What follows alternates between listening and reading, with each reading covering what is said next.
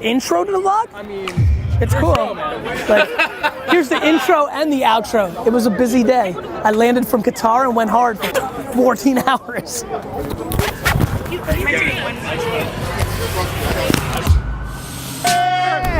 You got your perspective. I just want to be helped. Your perspective.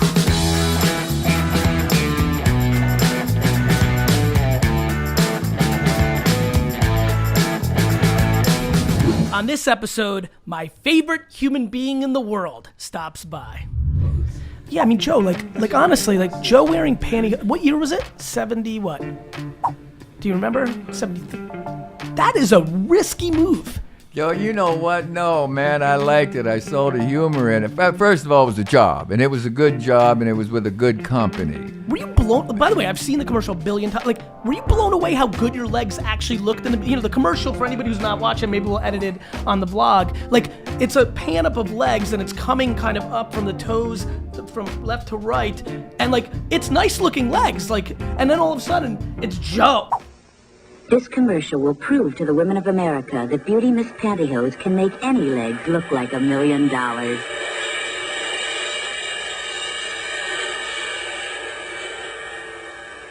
Now, I don't wear pantyhose, but if Beauty Miss can make my legs look good, imagine what they'll do for yours. Like that, did that like, were you even stunned when you first saw it? Like, man, these things really work? Wait a minute. If Beauty Miss can make these legs look beautiful, Still got it. just think what they can do for yours. I was 3 when I came and moved to Queens. I was 6 when I started really crazy stories. There's a prized possession of mine, which I have in a safety deposit box. Everybody in the neighborhood had a Jets jersey. A number 7, a 14, for Todd, a Mickey Schuler. We were poor, so I came home and I said, Mom, I want a Jets jersey. And she's like, you can't afford it. And then a week later, she knitted me a Jets jersey.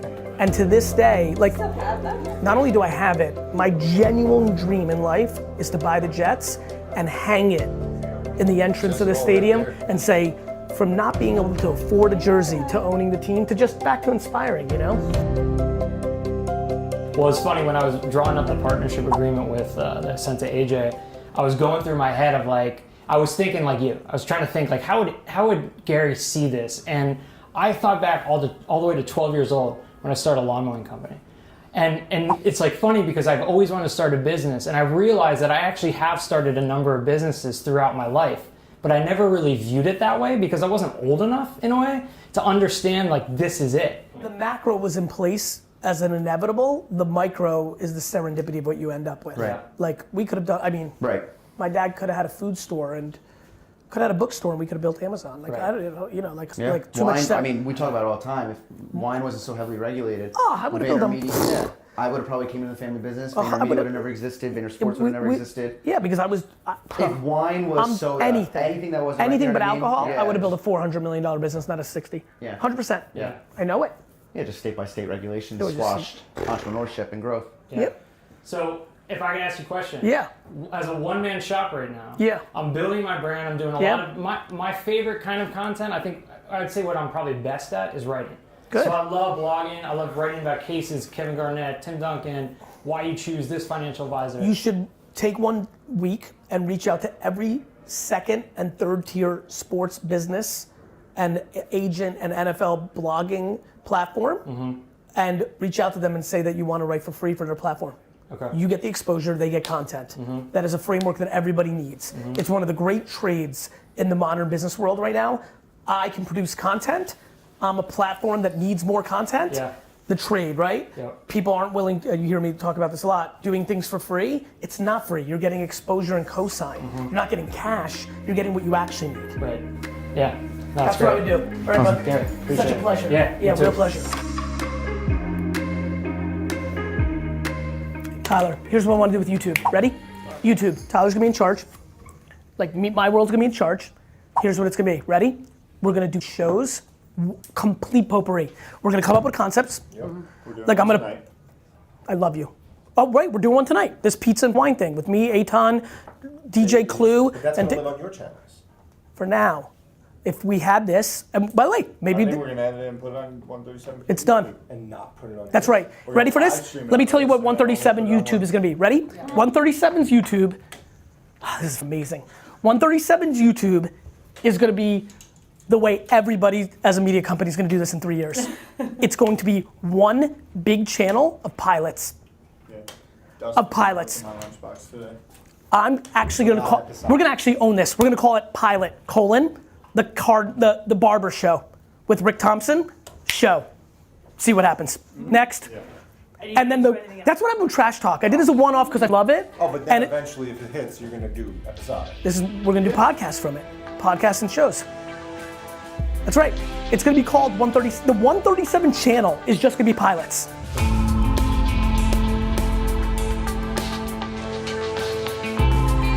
So as we continue this collaboration with K-Swiss and we evolve, I continue to think about the themes, the words, the energy that drives me, that created me, the things that were instilled in me through my parents, my circumstances, the immigrant hustle, the lifestyle, all that, the entrepreneurship, the stuff that runs through me. And what was really excited as we went to the 004s was our first kind of high top. This is a kids, which is amazing.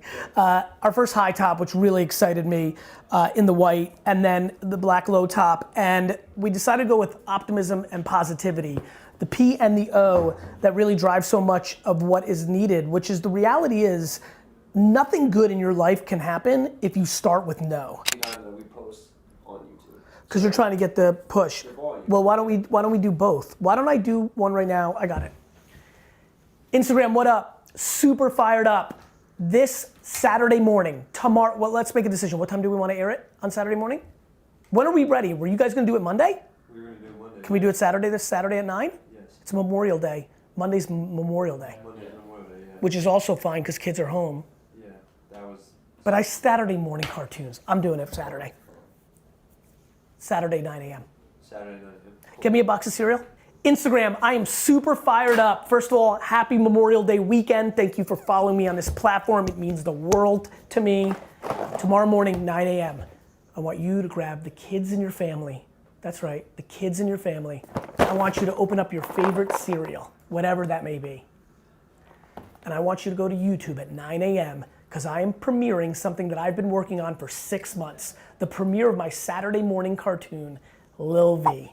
More info tomorrow morning. Beautiful. And so whatever's left over, you can put a preview. Oh, we can do it on IGTV. And do you think it all stems back from the process of just not understanding the game of money or the education behind it? Never taught it? I think money is actually, it's funny, I was thinking about, I thought your opening question is, all right, Gary, finish the sentence. Yeah. Money is, and I played it in my head right before we started. And it was funny what happened. Literally my answer was, money is fine. Yeah. That's where my head went. It's fine.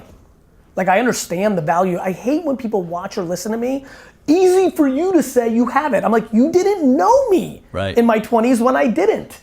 You didn't know me. You don't know me now.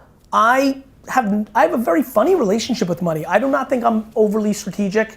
I have people around me that give me better advice than I take. Sure. It's like, I think money actually is an exposer of what's going on in your head.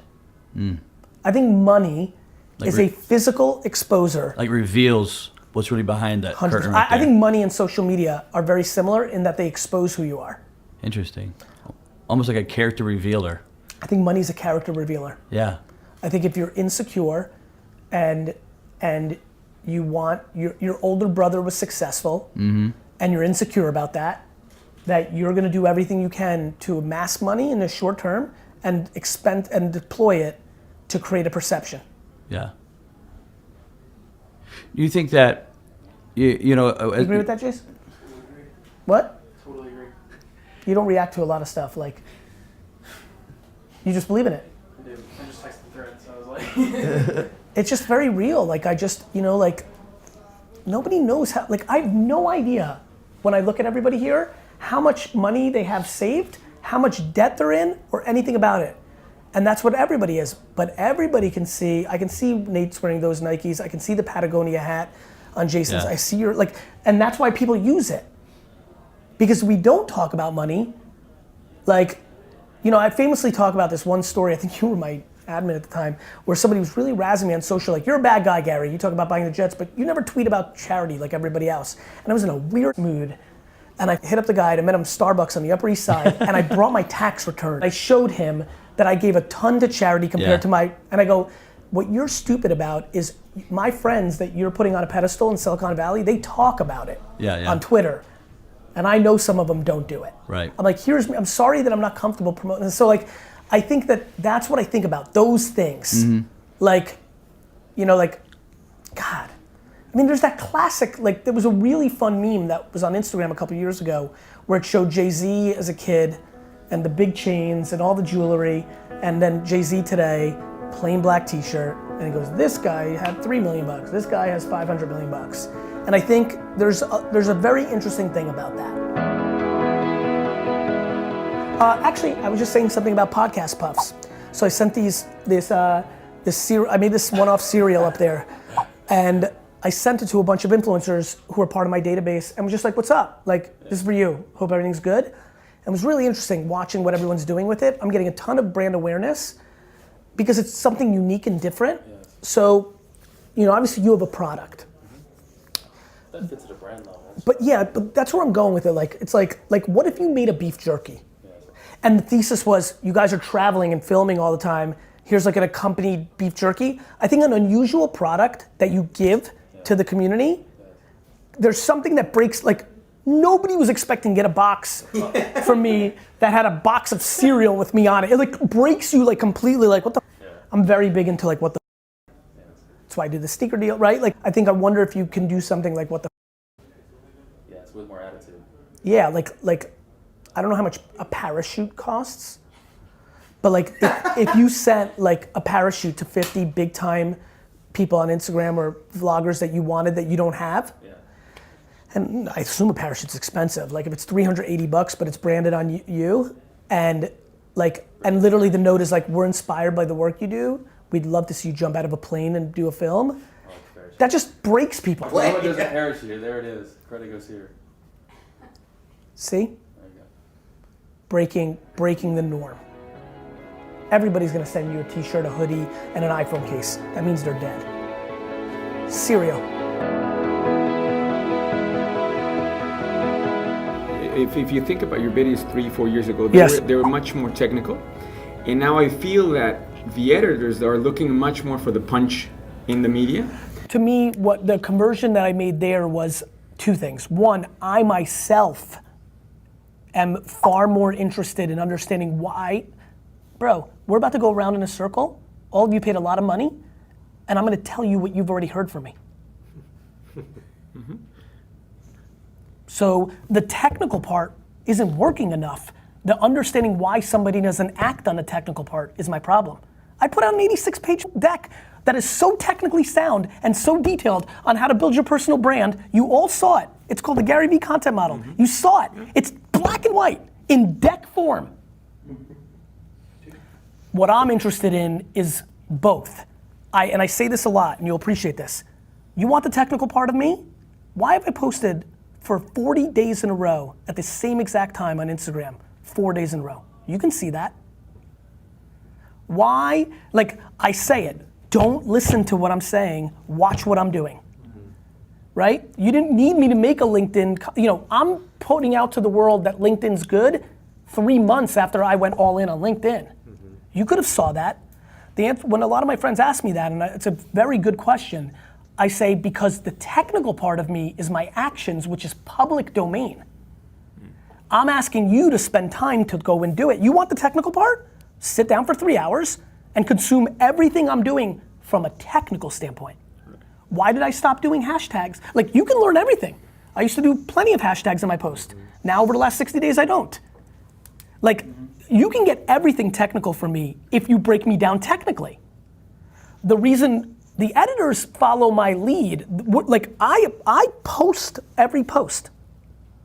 Like right now it's 7:15 and you'll notice like during this time, like here's how it works and I'll show you because it's important because I just talked about what we just talked about, but like here's the thread of my whole team.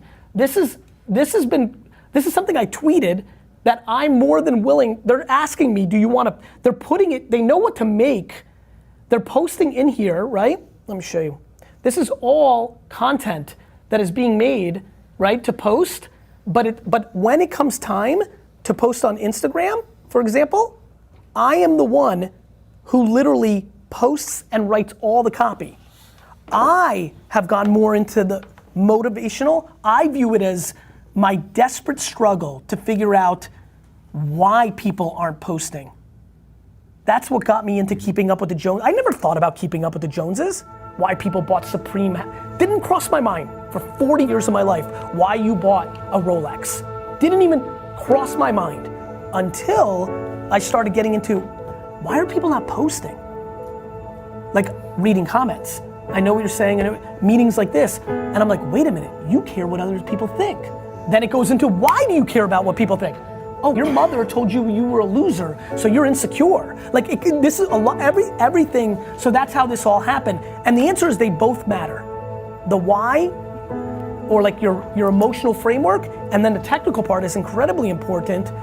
But the technical part, and I've said it, and I keep saying it. Watch what I do. Watch what I do. Watch what I do. And like, I think there's a way to observe. I think the people that have gotten the most value out of me have literally verbatim copied behavior, more so than even,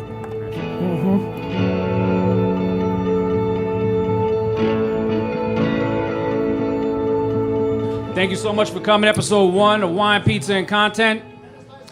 Wine, pizza, and we got our panel here. We got the great DJ Clue. World famous. We got Dave in the building. Dave, and of course, the content king himself, Gary Vee, is in the building. Make some noise, please. Absolutely. This is for Gary. Hi. I have 2 questions for you. So the first one is, when you had financial failure, like you've done really well thus far and all the things. What was the thing that brought you up? Like that mental mindset. I don't give a about money. I'm being dead serious with you. I do not care about money. I love the game. Lately, people have been coming at me a little bit. It happened this week, and they're like, wait a minute. You keep telling all of us that you didn't make any money, but how'd you have money to invest in Facebook, Uber, and Twitter? Just like a thing that's popped up this last week. And I'm laughing, because I'm replying, I'm like, because I lived in an $1,100 a month apartment in Jersey. I went on no vacations. I bought no $4 coffee. I didn't buy any swag clothes, and I saved. I made $41,000 a year the first 3 years of my career, and I saved $9,000 each of those years. You know how many in here make $70K a year and lose money each year? Because they got I didn't have a credit card until I was 27. I had a debit card because I wasn't gonna spend money I didn't have. So when I lose money, I don't care, because I just don't care about it. Like, I don't know what else to tell you. Like, what? Like, what are you gonna do with it? First of all, none of us talk about money. People don't talk about money in America. Like what? We're walking around showing each other our bank accounts? Like, we don't, like, it's super easy for me. I think people value money too much. Because they think it buys them happiness. Like, people think that, and I really don't believe it. I really don't. It's so proven. People need to travel. People need to, and by the way, if you can't afford to travel, go watch YouTube. Go look. Like, people are confused out here. You don't need stuff. The more you're into stuff to build your happiness, that means you care about other people's opinions. Outside affirmation is blueprint to disaster.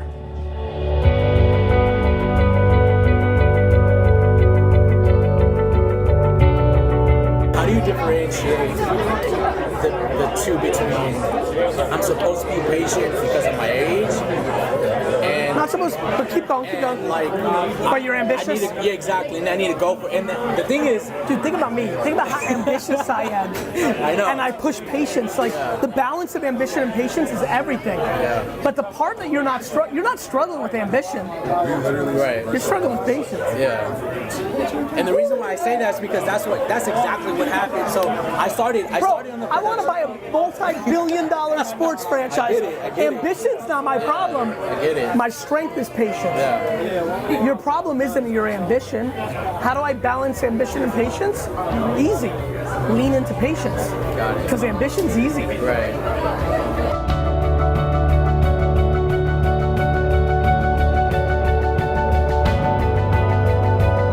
All right, I'm done. Today, intro to the vlog? I mean, it's cool. Like, here's the intro and the outro. It was a busy day. I landed from Qatar and went hard for 14 hours.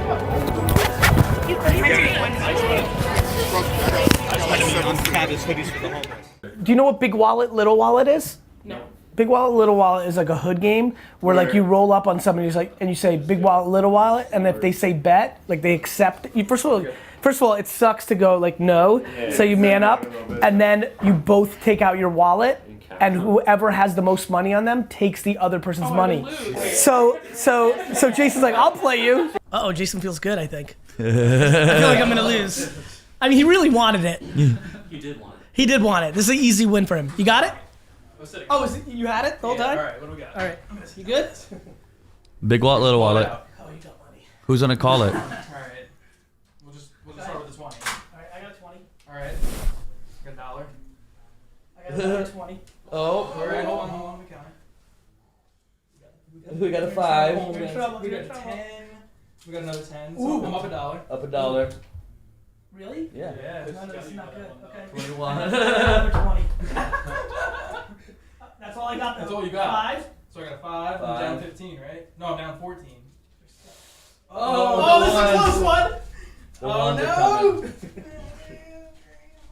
6, 7. Like 20, $2. 30, 40, 52, right? 40, I think so. 45, and 7, 52. I win. Yeah. It was worth it. That was a good game, bro. This is a great game. That's it. Now you'll know. Yeah. Carry cash in the office. This is how you play. Big wallet, little wallet. Huge win. Huge win. I just won. This is called making money. Money is big wallet.